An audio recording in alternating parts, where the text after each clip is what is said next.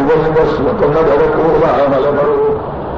नरकातल्या ज्या यातना आहेत, यमाच्या नगरीतल्या ज्या यातना आहेत, त्यामुळे तिथे जो आक्रोश होतो, आरडाओरडा होतो, दुःखाची हुंकारे असतात, सुस्कारे असतात, वेदनांचं तळमळणं असतं, विव्हळणं असतं, हे सगळं नाहीसं झालं.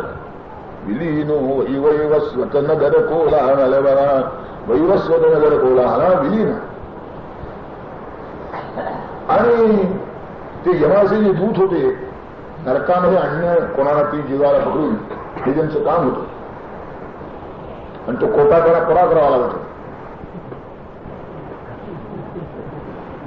असं काही असतं त्या पोलीस ऑफिसरला काही कोटे पुरे करावे लागतात. मग त्यांनी ठरवलं हे आज आम्ही येणार, जरा काही योजना करून ठेवतो, बाकी हप्ते चालू राहतील ती गोष्टी मिळाली. पण आज कोणीतरी पकडून दिला पाहिजे असापर्यंत. नाही तर होते यमदूताने काही कोटा ठरवून दिला असणार की इतके लोक रोज आणलेच पाहिजे. त्यांची म्हणजे पंचायत झाली पाहिजे ती. दकादूतादूरन कचित पिपरेत अंध्रगरी. तुम्ही असे नरकाचे जे भागी आहेत मृत लोक की जे नरकात जायचे, त्यांना हुडकण्याकरता यमदूतांना दूरदूरचा प्रवास करावा लागला. तुझ्या आसपास कुठे सापडलेच नाही, काय करणार तिच्याने? त्यांना दूरदूर प्रवास करावा लागला. आणि तुझ्या आसपास काय परिस्थिती निर्माण झाली? विमानातो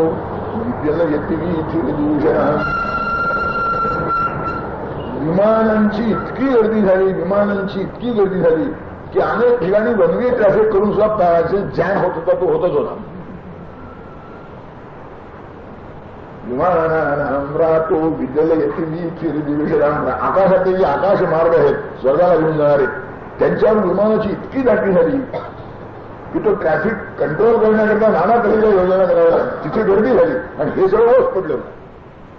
नरकलोक ओस पडला आणि वैकुंठाच्या मार्गावर खूप गर्दी झाली. हे केव्हापासून झालं? कथा ते कल्याणी यदवधिमही मंडल मगात. तुझी कथा ज्या दिवसापासून, पुन्हा ते मागच्यावर लिहिला, तिथे लिहिला म्हटली ते करा. तुझी कथा ज्या दिवसापासून पृथ्वी तलावर आली, तुझा महिमा ज्या दिवसापासून पृथ्वी तलावर पसरला, त्या दिवसापासून ही सगळी अशी पंचायत झाली. कथ्या कल्याणाची तव पसरताया महितली. मी सारा कोला हलयमपुरी ओस पडली. यमांच्या दूताना मृतपतित शोधून न मिळे. विमानाने त्यांच्या गजबदून स्वर्लोक भरले. विधत्ता निशंकम निरवहि समाधिं विधिरहो. सुखम शेषेताम हरिरविरतं नृत्यतुहरः. कृतं प्रायश्चित्तैः अलमथ तपोदानयजनैः. सवित्री कामानां यदि जगति जागर्षि जननी.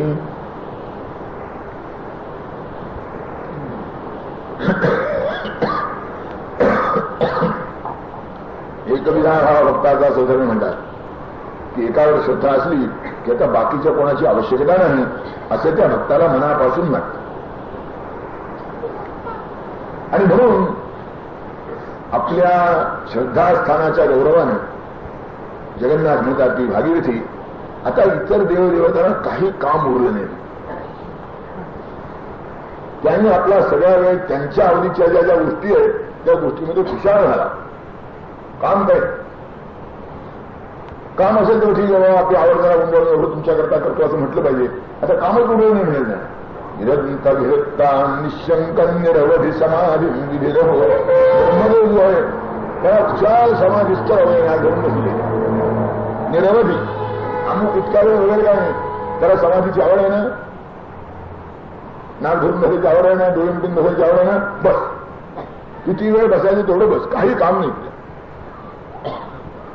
सुखम शेषेताम हरी. विष्णू आपलं शेषशयन मृदू दुलदुलीत छान एकमेकावर 4 कैमरच्या गाड्या घातल्यासारख्या, त्याच्यावर पुन्हा उत्तम काश्मीरी गालीच्या, त्याच्यावर मखमलीचं पांघरून, अशा सगळ्या थाटामध्ये. आणि मातोश्री आपल्या मऊ मऊ हाताने पाय दाबायला बसल्यात. आता झोपण्याचा उद्योग का? एरवी 4 महिने घेतातच झोप, त्यामुळे वर्षभर झोपून काही काम नाही तुम्हाला. सुखम शेषेताम हरी. विष्णूला झोपून घेण्याची आवड आहे, त्याला झोपूनच जाऊ दे म्हणा. अविरत नृत्य तुहरा. आणि भगवान शंकरानं अखंड तांडव नृत्य करीत राहू. बायकोला खुश करण्याकरता काय नाना निमित्त काय काय तसं कोणी बघितलंच नाही. अहो किती प्रयत्न करावा लागतो बायकोला संतुष्ट करावा लागेल. म्हणजे भगवान शंकरानं सुद्धा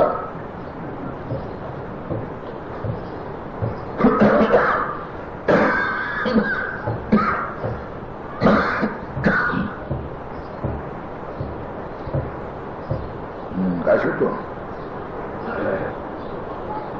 त्या कैलास पर्वतावर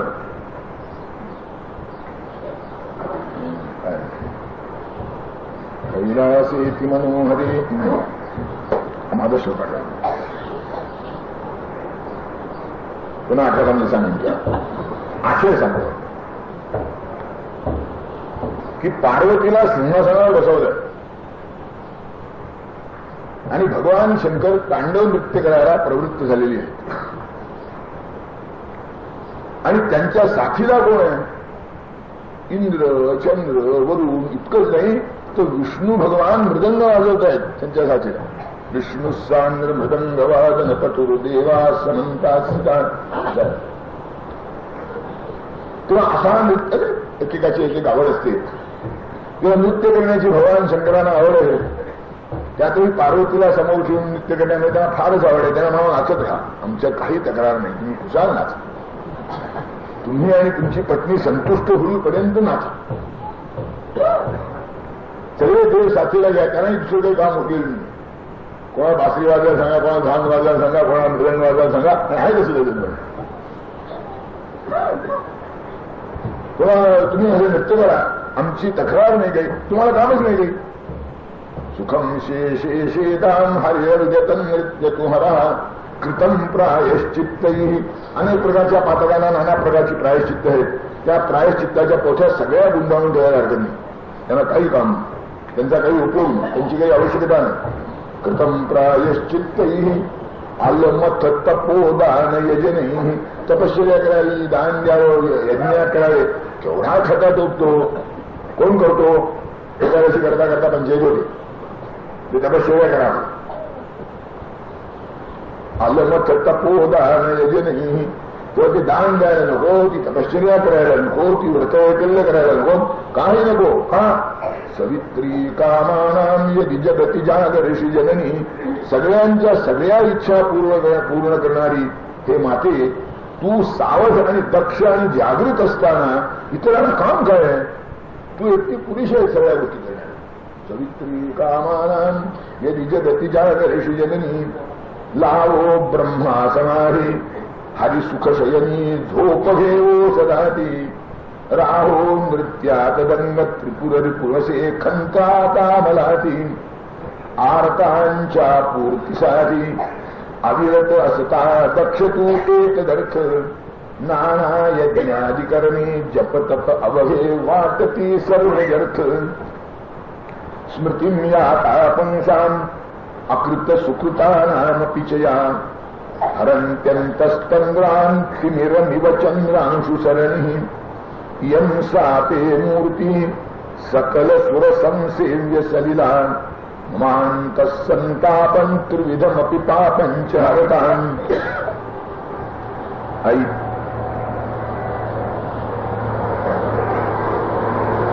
ज्यांनी जन्मात कधी चांगले सत्कृत्य केले नाही, अकृत सुकृतानाम अपि, ज्यांनी पुण्यकृत्य केले नाही, सत्कर्म केली नाही, अशांच्याही अंतःकरणामध्ये जो अज्ञानाचा दुर्वासनांचा अंधार भरलेला असतो, त्याने चुकून जर कधी तुझं एकदा स्मरण केलंस ना, याता पुंसाम सकृतपी, एकदा जरी तुझं त्यांनी स्मरण केलं तरी सुद्धा त्यांच्या अंतःकरणातलं हे सगळे जे दुरित आहे, ही दुर्वासना आहे, जे पातक आहे, पातकाडशीची आसक्ती आहे, अज्ञान आहे, हे सगळं हरन्त्यन्तस्तंग्रान्तिमिरमिव चंद्रांशु सरणि. चंद्रप्रकाशामध्ये, पौर्णिमेच्या चंद्राच्या चांदण्यामध्ये जसा अंधकार हा नाहीसा व्हावा, वितळून जावा, विरघळावा, त्याप्रमाणे त्यांच्या अंतःकरणातले हे जे दुरित आहे, त्या ज्या दुर्वासना आहे, ते जे पातक आहे, ही जी कुकृत्याविषयीची ओढ आहे, ती सगळी नाहीशी होते एकदा तुझं स्मरण झालं. अशी ही यम साते मूर्ती, अशी तुझी मूर्ती सकल सुरसंसेव्य सलिला. सर्व देव ज्याच्या त्या जलाच्या प्राशनासाठी हापापलेले असतात, तहानेले असतात, अमृताच्या प्राशनानंतर सुद्धा त्यांची ती तहान मिटत नाही जी तुझ्या जलाच्या प्राशनाने जाते. पाणी हे शेवटी पाणीच आहे. पाण्याची तहान दुसऱ्या कशाने भागत नाही, पाणीच प्राशन केलं. तसं भागीरथीच्या जलानं जे प्राप्त व्हायचं ती जी तहान आहे ती दुसऱ्या कशाने भागायची नाही. हे मी आपल्या देशाच्या परंपरेकडे सांगतो की पाण्याची तहान पाण्यानेच भागते.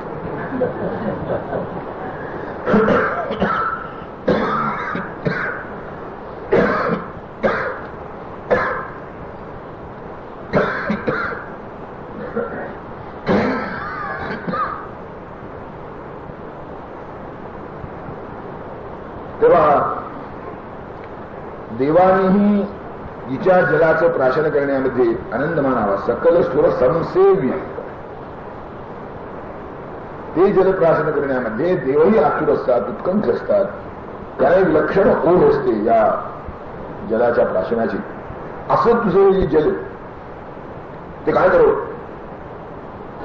ममांत संतापम त्रिविधम अपि पापंच हरिताम. असं आहे, भागीरथीचा जो बाह्य लहानपणा आहे त्याच्या स्पर्शानं बाह्य संताप नाहीसा होतो.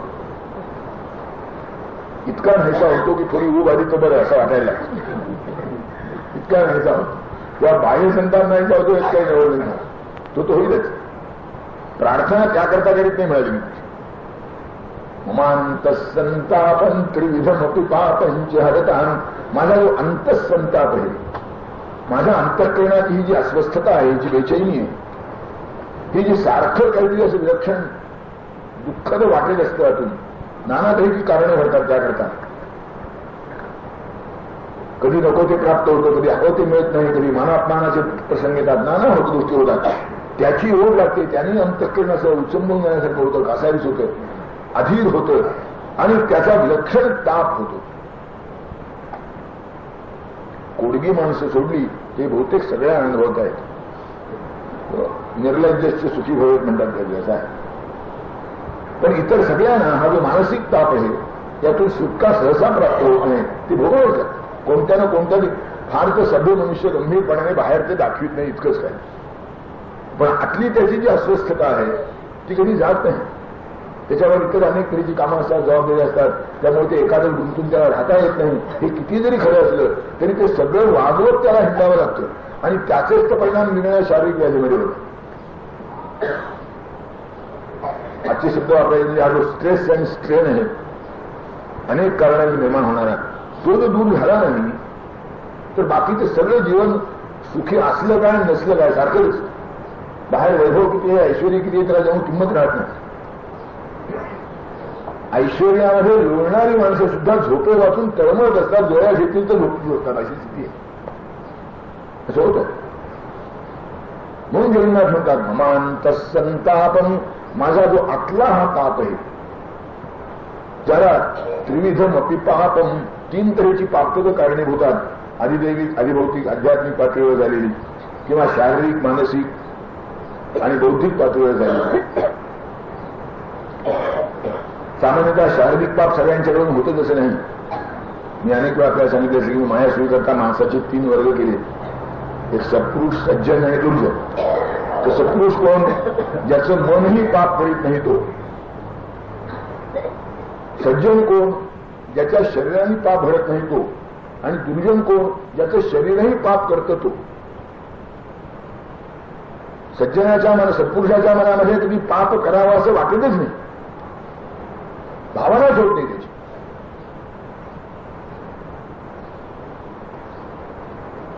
ज्ञानेश्वर महाराजांनी वर्णन केल्याप्रमाणे काम जाळूनच जन्माला येतात माणसं. पापाची जी प्रवृत्ती आहे, पापाची जी वासना आहे ती जळून जाते आणि मग जळून त्यांचा जन्म होतो.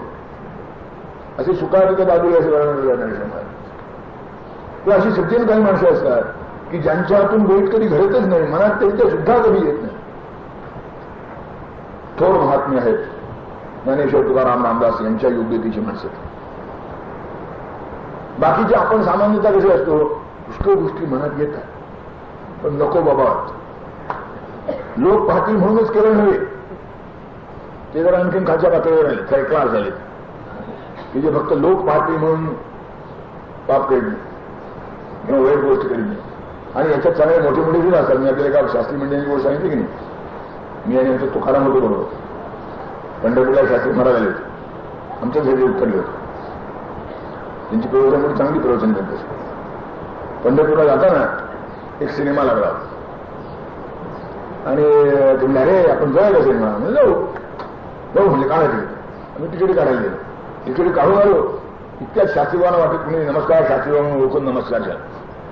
मी येत नाही म्हणले, मला ओळखलं म्हणले, मला ओळखता मिळेल लोक, तर मी येत नाही. तर अशा भयानं सुद्धा असतात लोक, त्याला फौजदार निष्ठा म्हणतो. चौकात पोलीस असला मग जाण्याचा प्रकार नाही राहा, तो नसला म्हणजे मग जाण्याचा प्रकार नाही राहा. असा कोणी दंडा घेऊन उभा असला तर मग सरळ, दंडा घेतलेला नसला तेव्हा लोक काय म्हणतील या भयानं पाप न करणारे लोक असतात. पण याहीपेक्षा पाप भिरू काही लोक असतात. हे पाप आहे त्यांना वाटतं आपल्या मनात आले चांगली गोष्ट नाही, शास्त्रानं धर्मानं नीतीनं परंपरेनं या गोष्टीचा निषेध केला आहे, हे करणं चांगलं नाही, आपल्या मनात आले चुकलं, देवा पुन्हा अशी बुद्धी देऊ नको, अशा तऱ्हेची भावना करतात. पण येतं असे जे लोक आहेत ना, अशांची अजूनही बहुसंख्या आहे आपल्या देशात, अजूनही आहे. तेव्हा हे सगळे आपण सज्जन सभ्य लोक. आणि काही असे आहेत चांगलं कधी करीतच नाही, नेहमीच पापमार्गाला असतात. काय करतील याचा नेम नाही, कसे वागतील याचा नेम नाही, काय बोलतील याचा नेम नाही. मी ही 3 पाप आपल्या लढण्याकरिता सांगतो की शरीराच्या पातळीवर पाप घडतं, मनाच्या पातळीवर पाप घडतं आणि बुद्धीच्या पातळीवर पाप घडतं. बुद्धीच्या पातळीवर जे पाप घडतं ते पापाच्या समर्थनाच्या रूपात असतं. मनाच्या पातळीवर जे पाप घडतं ते अभिलाषाच्या वासनेच्या रूपात असतं. आणि शरीराच्या पातळीवर जे पाप घडतं ते प्रत्यक्ष क्रियेचं, प्रत्यक्ष कर्माचं असतं. ही अशी 3 प्रकारची जी पापं आहेत भागीरथी, ती जेव्हा दूर होतील तेव्हा खरा जो अंतःसंताप आहे ती नाहीसा होईल. अंतःसंतापम त्रिविधम अपि पापंच हरताम नसे जानी केले सुकृत लवही जीवन भरी हराया तत्पापा नित अससी तू तत्पर खरी नुरे गंगे ऐसा लव दैसा लवती मेरचंडांशु पुरती महापापे जैसी तुझ बघून या दूर पडती स्मरे आपत्काली सुरगुण तुझी मूर्ती वरदा तयांच्याही होतो झणी द्रिपथगे दूर विपदा लया जावो तैसी सकल दुरितेही विनवणी निवारावे माझ्या त्रिविध भवतापास जननी निधानं धर्माणां किमपि च विधानं नवमुदां प्रधानं तीर्थानाममल परिधानं त्रिजगतः समाधानं बुद्धेरथ खलु तिरोधानमधियां श्रियामाधानं नः परिहरतु तापं तव वपुः. गंगावरीतले फार सुंदर मला आवडणारे वेगळे श्लोक त्यातला हा श्लोक आहे. केवळ शब्द लालित बोलत आहे, त्यातले भाव, त्यातल्या कल्पना, विशेषतः त्यातल्या त्यात एक जो शब्द तिथे आलेला आहे, समाधानं बुद्धेरथ खलु तिरोधानमधियां, विलक्षण स्वरूप आहे. जेवणात साधं कसं वर्णन साधं काय म्हणतात, निधान धरणानां, निधान म्हणजे खजिना, कोश, साठा, स्टोअर. तो भागीरथी तुझं जे स्वरूप आहे, तुझं जे जल आहे, तुझा जो प्रवाह आहे, हा धर्माचं निधान आहे, धर्माचा साठा आहे.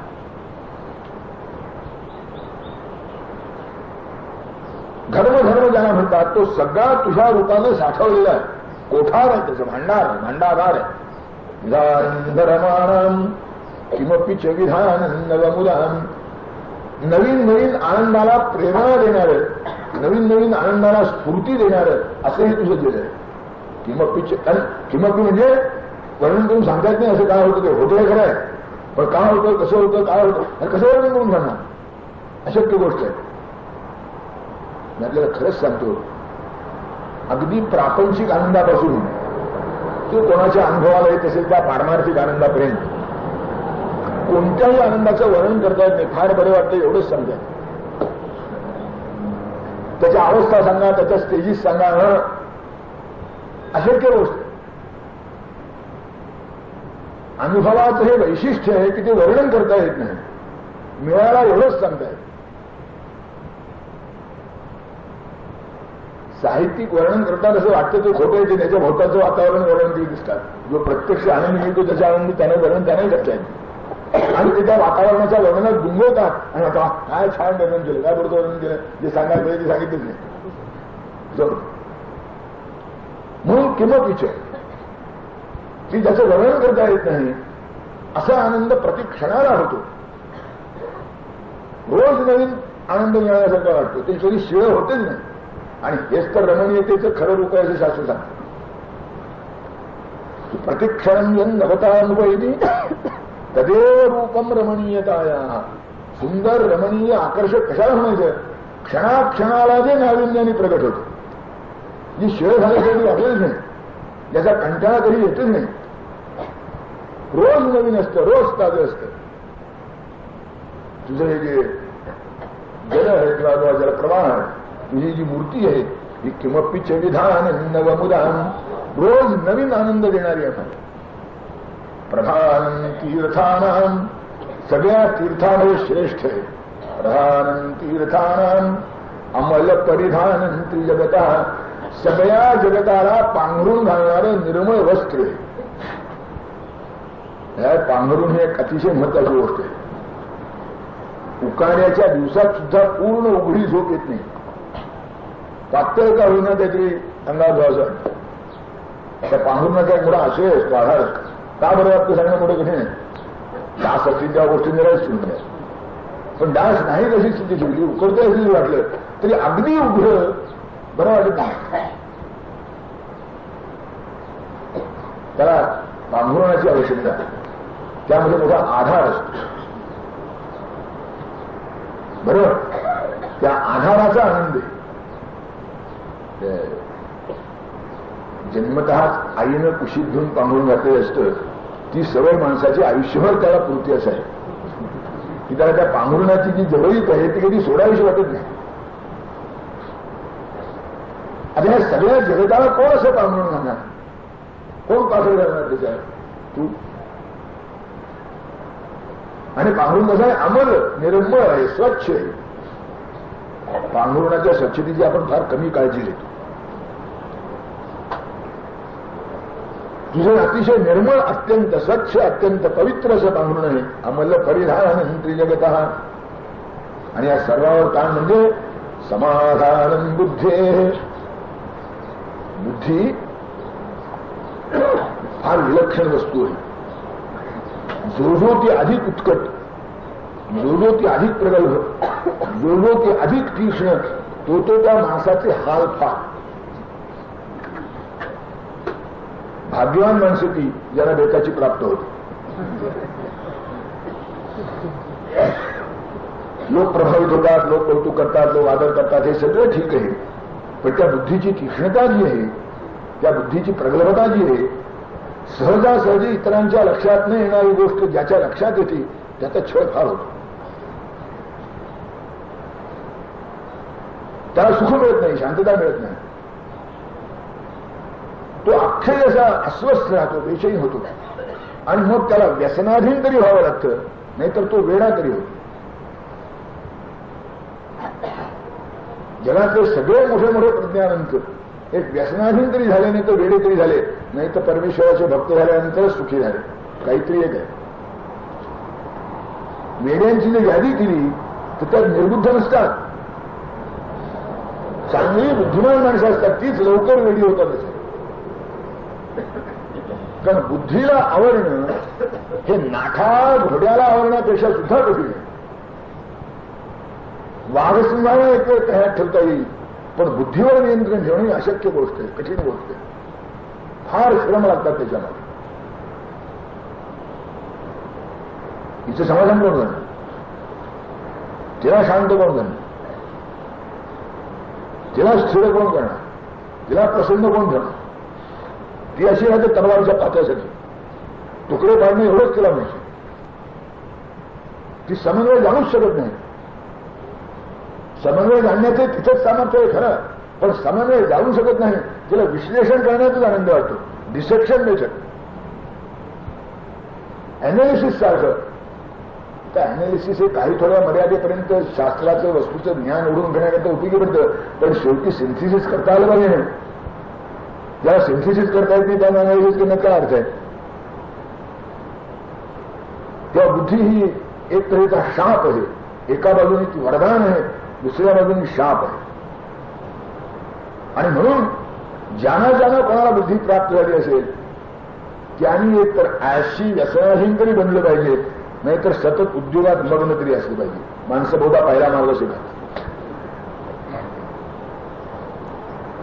सतत तिला ते भूत प्रसन्न झाले म्हणतात, ते गोष्ट सांगतात ना, तिथे कोणाबद्दल भूत प्रसन्न झालं त्याची ओळख एकच होती, सारखं काम सांग. आणि काही काम सांगितलं की ते 2 मिनिटात करून मोकळा असते. सांगून सांगून माणसं कामं किती सांगणार? ते आलं ते भूताची पंचायत झाली. शेवटी कोणी सत्पुरुषाला सहन करायचं म्हणलं, महाराज मी या भूताला प्रसन्न करून घेतलं, थोडी पंचायत दिली तर काय करावं याला? युक्ती सांगतो मिळते. त्या भूताला सांग 25 फूट उंचीचा खांब घेऊन ये, तो पूर्ण वळ खाली, आणि वर जा खाली, वर जा खाली. मी दुसरं काही सांगेपर्यंत हे चालू ठेव. मला वाटतं भूत शरण आलं ते. यातला विनोद सोडून द्या. आपण बुद्धी अशीच भूतासारखी, तिला कुठेतरी अभ्यासाला लावलं पाहिजे. अभ्यास शब्दाचा अर्थच मी पुन्हा पुन्हा ते करण्याचा पौनः पुण्याने प्रवृत्ती अभ्यासा. ते जे खांबावर खाली जाणे वरण आहे ना, ते अभ्यासाचं प्रतीक आहे. बुद्धी त्या भूतासारखी आहे, तिला अभ्यासात गुंतवून ठेवली पाहिजे. तर त्यातल्या त्यात थोडी बरी आहे. अशी ही अत्यंत विलक्षण, आवडण्याला कठीण, जिचं समाधान होत नाही, जिची तृप्ती होत नाही, जिच्या शंका कधी नाहीशा होत नाही, संशय कधी फिटत नाहीत, आणि संशय न फुटल्यामुळे विनश्यतीच्या पातळीपर्यंत जावं लागतं. हे सगळं बुद्धीचंच कार्य. तिथून सुटायचं कसं? नागरिकची तू आहेस समाधान बुद्धे. जो इथे कुणी तुझ्याजवळ भावाने येईल, तुझ्या तो जलाचा कल्लोळ ऐकेल, तुझ्या शीतस्पर्शाचा आनंद घेईल, तुझ्या जलाच्या अमृतासारख्या पानाने संतुष्ट होईल, त्याची बुद्धी शांत स्थिर प्रसन्न होईल. समाधान बुद्धे. आणि त्याला जरी आणखीन विकल्प जोडलेले असले, अथकल उत्तिरोधान मधियाम, कधी बुद्धी चांगली असते ती आणखीन काहीतरी जोड उपाधी घेऊन येते. किंवा अशी जी आधी आहे, म्हणजे जे विचार करून येते येतात, जे तर्कट करून येते तर्कट येतं. नेहमी असं आहे, तर्क करणं चांगलं, तर्कटी असणे काही चांगलं नाही. तर्काशी विरोध काही नाही. म्हणून शंकराचार्यांनी तर्काला परवानगी दिली, पण म्हणतात काय, श्रुतीमतच तर्कोनुसंधी काम, की तर्क करा, पण अनुकूलाच्या बाजूने तर्क करा. प्रत्येक तर्क प्रतिकूलाच्याच बाजूने केला पाहिजे असं नाही. अनुकूलाच्या बाजूने तर्क करता येत नाही असंही नाही. पण आमच्या काही लोकांनी ठरवलंय की अनुकूल तर्क करायचेच नाही, सगळे तर्क प्रतिकूलच करायचे. ती जी आधी आहे प्रतिकूल तर्क करणारी, तर्क घडवणारी ही बुद्धीची प्रवृत्ती आहे. ती तिरोधान मधियाम, ती नाहीशी होते म्हणे, तिरोधान पावते. श्रियामाधानंद परिहर तुतापंत वपू. आणि तुझा जल प्रवाह आहे. हा श्री म्हणजे संपत्ती, शोभा, ऐश्वर, संपन्नता, प्रसन्नता, आनंद, सुख, काळजी, जे सगळ्या चांगल्या भावनात्मक चांगल्या गोष्टी असतील त्या सगळ्या त्या श्रीमध्ये समाविष्ट आहेत. आणि म्हणून आपल्याकडे श्रीचा वापर करण्याची पद्धत आहे. आपण कोणालाही लिहिताना श्री घालून मग पुढे लिहितो, म्हणजे अपेक्षा तरी करतो की तुम्ही असे असावेत म्हणून श्री लिहितो. आणि मग त्या श्रीचे प्रकार होतात. मग 5 त्या नेपाळच्या राजाला 5 श्री लावतात. आपल्या इकडे अनेक म्हणत आहेत 1008 श्री, 108 श्री. मी म्हणलं तर नुसती शून्य केली, 1008 कशाला, 1,08,000, 1,00,00,000, 1,00,000, 1,पदार्थ का श्री घालायची मध्ये आपल्याला घालायची काही म्हणावं. मी श्रीच्या महात्म्यासाठी सांगते की श्री अशी महत्वाची तो की सगळ्या मांगल्याचं, कल्याणाचं, ऐश्वर्याचं, वैभवाचं, संपन्नतेचं, प्रसन्नतेचं, आनंदाचं प्रतीक आहे. अशी जी श्री आहे, श्रियामाधानंद, ती श्री कोणामध्येही ठेवणं, कोणालाही अर्पण करणं, कोणालाही देणं, हे सामर्थ्य तुझ्या ठिकाणी आहे.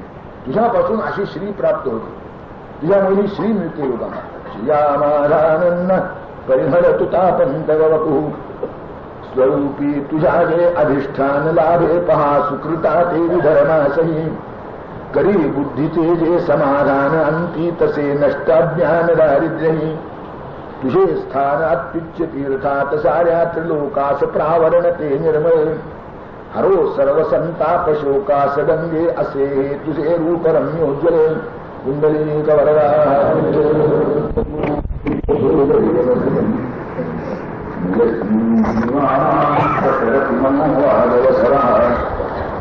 निराकार नित्यनिर्वासिततमो सिद्धं यत्तत्त्वं सुरतति तत्त्वं न विषयः.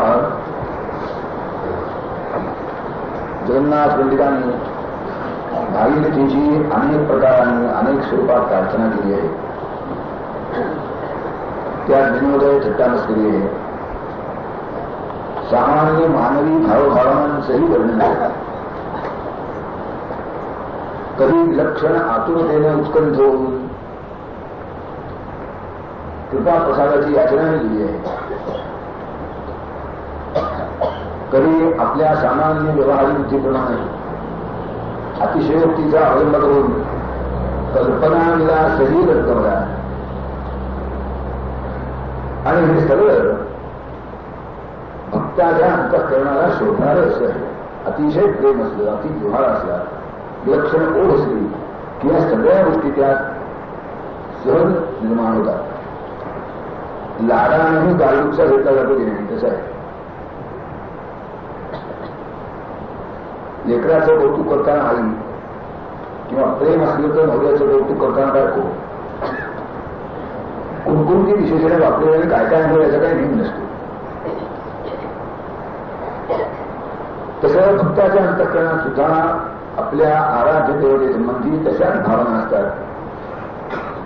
सामान्य व्यावहारिक पातळीवरच्या शक्यतेचा विचार सुद्धा ती वेगळी करीत नाही आणि ते शोभतं त्या अवस्थेत. हे सगळं शोभतं त्याचं एकमात्र कारण आहे, ज्या देवतेविषयी, ज्या पूजा स्थानाविषयी त्यांना अत्यंत प्रेम असतं, दृढ श्रद्धा असते, त्या देवतेचं वास्तविक महात्म्य काय आहे, ती देवता कोणाचं प्रतीक आहे, कशाकरता त्या देवतेला देवत्व आलं, पूज्यता कोणाच्या आधारे आहे, याचं भान हे सद्भक्त कधीही विसरत नाही. आणि म्हणून सबंध वृंदावनाच्या मेरुमनासारखा श्लोक आहे. मी आता निवडला वाचून दाखवला. याच्या प्रकाशात पाहिलं तर वृंदावनी खऱ्या अर्थाने चांगली समजेल, नाही तर कधी ते नुसतं कागद वाटेल, कधी भाषा प्रभुत्व वाटेल, प्रतीक वाटेल, कधी कल्पना दिल्यासारखा तो एक भाग आहे असं वाटेल, कधी अतिशयोक्ती किती करावी याची सीमा असावी नाही अशी शंका मानली. पण ह्या श्लोकाचा भाव जर नीट लक्षात घेतला तर सगळं योग्य तऱ्हेने सुसंगत लागून जाईल. आपण गंगेच्या काठावर रोज बसतो, गंगेचा प्रवाह पाहतो, गंगेचा खळखळाट ऐकतो आणि काही आनंद आपल्या संस्कृतीच्या पुण्यानं आपल्याला मिळतोय. संस्कृतीचा जो प्रभाव आहे त्यामुळे काही आनंद आपल्याला मिळतोही नाही. पण या पलीकडे जे भागीरथीचं रूप आपण पाहतो त्याच्या मागे जे विशेष अधिष्ठान आहे ही जाणीव आपल्याला सहसा होत नाही. आणि ती जर झाली नाही तर मग आपल्या सत्वगुण, रजोगुण, तमोगुणाप्रमाणे नाना देवतांचा आपण आराधन करतो, त्यात हेही एक आलं एवढाच त्याला अर्थ नाही. यापेक्षा जास्त अधिक गंभीर, अधिक खोल, अधिक पवित्र, अधिक उदात्त असा भाव त्याला स्पर्श करणार नाही. नुसतं बरं वाटणं हे काही परमार्थाच्या दृष्टीनं पुरेसे नाही. कारण अशा दृष्टीनं बरं वाटणाऱ्या गोष्टी संसाराच्या घटनेमध्ये सुद्धा पुष्कळ घडतात, ती बरं वाटतं. एखादी ललित कृती पाहिली, एखादं चित्र पाहिलं, एखादं काव्य वाचलं, एखादी चांगल्या साहित्यिकाची एखादी ओळ वाचली, एखादं पुस्तक वाचलं, किंवा आपल्या घरातल्या एखाद्या माणसाने योग्य तऱ्हेनं अपेक्षेपेक्षा चांगलं वर्तन केलं, तिचं बरं वाटतं. ते बरं वाटण्याची जी भावना आहे ही अनेक वेळा प्रगट होते.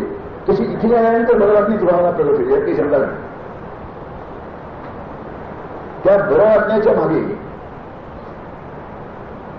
आरोग्य असल्यानंतर बरं वाटणं मिळालं आणि त्याच्या इंद्रियांच्या विषय सेवनापुरतं सुखापुरतं, आणि मग ती इंद्रिय म्हणजे मनबुद्धीपर्यंत सगळी, मन हे इंद्रियच आहे आपल्याला माहिती आहे.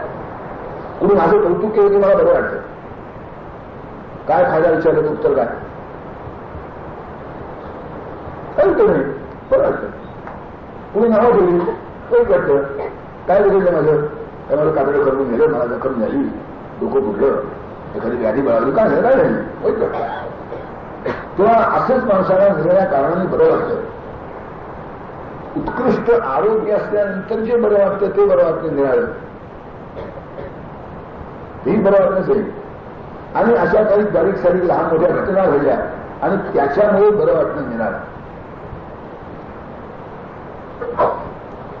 आणि मग या बरं वाटण्याला चांगली माणसं सहसा नाकारीत नाही, तरी ठीक आहे, चालू आहे. यजंते सात्विका देवा अक्षरक्षांचे राजसा प्रेताम भूतगणाश्चान्य यजंते कामसाजना, ठीक आहे, चालू. ज्याला जशी उपासना करायची वाटेल तशी तो उपासना करतो. आणि स्वतः परमात्मा सांगतात की हे सगळं ते जरी करीत असले, कोणाचेही जरी केले असेल ते, त्याच्यात त्याला काही फळ जरी मिळत असलं तरी खरं जर विचार केला तर ते की मामेव कौंतेय भजंती, फक्त अविधीपूर्वक तेही माझी उपासना करतात. जसं कोणत्याही सरकारी अधिकाऱ्याला आपण संतुष्टी केली आणि कोणत्याही सरकारी अधिकाऱ्याने आपलं काही काम केलं तरी शेवटी ते सरकारी काम असतं. त्याचे जे सरकारी अधिकारी पण आहे ते मूळ राई सत्ता कोणती आहे तिच्यावर अवलंबून असते. आणि म्हणून त्याच्याकडून त्याला जर काही फळं मिळाली तरी भगवान म्हणतात की माझ्याकडूनच मिळालेली असतात. तो अनेकपणाने समजतो इतकंच काय, तशी तो मधलाही समजतो, भक्तीही समजतो, एवढे आल्या नाही शकतात. म्हणून भक्तीच्या मागे, कारण भक्ती ही कधी एकरूप असत नाही. जसा प्रत्येक मनुष्य रंग रूप दिसणं ढग स्वभाव प्रकृती अगदी एकापेक्षा दुसरा वेगळा आहे. कुणीही कोणासारखा नाही. सगळी माणसं आहेत ही गृहीत धरून सुद्धा कुणीही कोणासारखा नाही. आणि तसा खरंच असतं तर काय झालं असतं, घोटाळे झाले असते. कुणीही कोणासारखा नाही, न नागडोळ्यांनी न रंगरूपाने न स्वभावाने. आणि असा कुणीही कोणासारखा नसल्यामुळं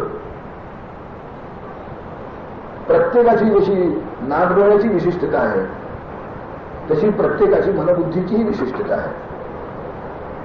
त्याला जसं आपल्या शरीर प्रकृतीप्रमाणे काही लहान सण निवडावी लागते तसं मनबुद्धीला सुद्धा आपल्या प्रकृती प्रवृत्तीप्रमाणे उपासना निवडावी लागते. तुम्ही पदार्थ कोणते खाता याला महत्व नाही, त्याला पोषण मूल्य आहे की नाही हे महत्वाचं आहे. जगाच्या पाठीवर अनेक प्रकारची मनुष्यजाती नांदते. अगदी विषुववृत्तापासून उत्तर ध्रुवापर्यंत नाण्यातऱ्हेचे मनुष्य समाज आहेत. त्यांचे आहार विहार आपण पाहिले की अगदी एकमेकापेक्षा वेगळे आहेत. कित्येक वेळा आपल्याला त्याची किळस येईल असे सुद्धा असतात. कदाचित आमच्या खाण्याची त्यांना तशीच किळस येत असेल. खाण्याची पद्धती सुद्धा अशी असते की बळवत नाही त्यासाठी. आपल्याला म्हटलं की काही प्रांतातली माणसं भात कालवतात, बरोबर नाही आपल्या. त्यांच्या ह्या सगळ्या बोटांच्या फटीतून ती बाहेर पडत असते. पिंड केला बघा ना, पिंड केल्यासाठी बरोबर नाही आपल्याला, त्यांची पद्धत आहे. तर ही सगळी विविधता जशी आहार विहारात असते तशी उपासनेतही असते. पण आहार विहारात विविधता असली तरी सुद्धा शरीराचं पोषण मूल्य जर दुर्लक्षित झालं तर ती उपासना, ते अन्न जसं माणसाला जमू शकत नाही तसं पोषण मूल्याचा जर अभाव असेल तर ती उपासनाही माणसाला जमू शकत नाही. म्हणून प्रत्येक उपासनेच्या मागे पोषण मूल्य कोणतं, कशामुळे उपासनेला उपासनात्व आलं, भागीरथी का झाली, तीर्थ का बनतं. मूर्ती ही सगळ्या तऱ्हेच्या भावभावना समर्पण करण्याचं स्थान का बनतं? जगन्नाथ पंडित भागीरथीविषयीची आपली भावना या श्लोकात व्यक्त करत आहे. भागीरथी नयत साक्षात वेदैः अपिगलित भेदहिरवसितम्. आपसातलं भांडण सोडलं, आपसातली विविधता सोडली, सगळे वेद समन्वयाला आले. मोठी कठीण गोष्ट आहे, पण तरी बरं एक बरं आहे की जगन्नाथ पंडितांनी वेद समन्वयाला आले असं म्हटलं. वेदाचा अभ्यास करणारे पंडित समन्वयाला आले असं म्हटले, कारण तरी वेळच नसते. वेद समन्वयाला आले, त्यांच्यातला भेद त्यांनी सोडून दिला. आणि असे समन्वयाला आल्यानंतर सुद्धा तुझ्या स्वरूपाविषयीचं ज्ञान त्यांना झालं नाही. नयत साक्षात वेदैः अपिगलित भेदहिरवसितम्. सगळ्या ज्ञानाचं जे अधिष्ठान आहे, कोणत्याही ज्ञानाच्या परंपरा मुळात ज्यातून निर्माण झाल्या, असं जे अत्यंत श्रेष्ठ पवित्र वाङ्मय वेदरूपी, त्यांना सुद्धा समन्वयाला आल्यानंतर, एकमेकाशी जुळवून घेण्याचं नक्की ठरल्यानंतर सुद्धा त्यांच्या मोर्चाला सुद्धा सगळ्या पक्षांचा संयुक्त मोर्चा निघाला तरी सुद्धा ना असं आहे. आणि मनापासून भाग घेऊ ना, म्हणजे तुम्हाला त्यात अंतर्खित जातात थोडं, ते आमची निराय. मनापासून भाग घेऊ म्हणून गणित भेदही आपली भेदही साक्षात भेदही यम न अवस्थित. त्याच्या आवाक्यात ते आलं नाही, त्याला समजू शकलं नाही, त्यांनाही शेवटी कोणाचा उभा असंच म्हणावं लागलं. असं नाही एवढं नक्की जे काय सांगण्याची पद्धत आहे, न युती हे असं नाही, हे असं नाही. अरे मग कसं ते सांगा, ते सांगतात नाही. हे असं नाही एवढं निश्चित. यस्मिन् जीवानां प्रसरति मनो आगवसरः. नेहमी म्हणणारे जे तपस्वी आहेत, शास्त्रज्ञ आहेत, जे उपासनेने पुढे वरच्या पदापर्यंत पोचले आहेत, असे असले तरी सुद्धा सामान्य तर सोडून द्या की विचार केली. पण अशा लोकांना सुद्धा सामान्य जीवाची जी मनाने बुद्धी आहे तीही तुझ्यापर्यंत पोचू शकत नाही. नयस्मिन् जीवानां प्रसरति मनो आगवसरः. त्यांचं मनही मनाने ते कल्पना करू शकत नाही, वाणीने ते वर्णन करू शकत. कोणताही जीव, कोणताही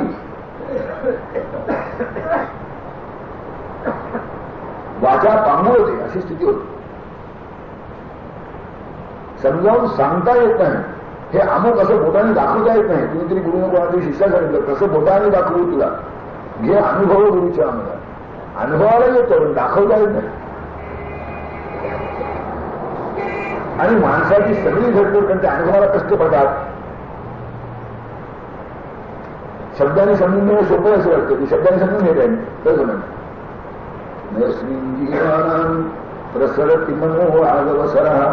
त्यांचं मन किंवा वाणी त्याच्यापर्यंत पोचू शकत नाही. मनाला मनन करण्याचं सामर्थ्य याच्यामुळे आहे, वाणीला बोलण्याचं सामर्थ्य याच्यामुळे आहे, पण वाणी त्याला बोलू शकतो, समजवू शकत नाही.